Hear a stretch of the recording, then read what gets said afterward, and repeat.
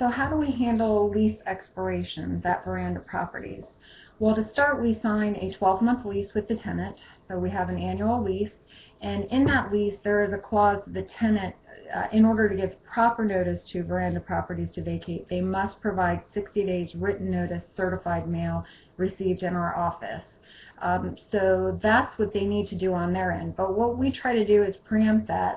About 75 days out, we do send out lease expiration questionnaires to the residents and remind them that, if they are going to be vacating, we remind them of their obligation of the 60 days notice being sent to us via certified mail, or if they're going to be renewing, we send them the documentation to have that prepared so that we can actually prepare a lease for them.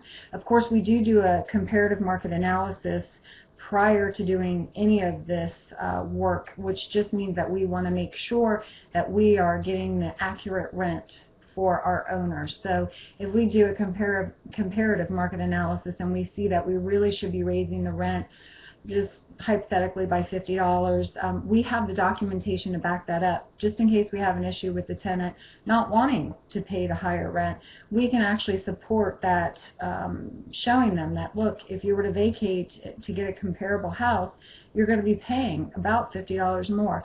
And that really works to our advantage. Anything that you can actually document and provide as proof that somebody can physically see is helpful. So basically, like I said, they're going to give 60 days notice if they're going to vacate. We're going to preempt that about 75 days out.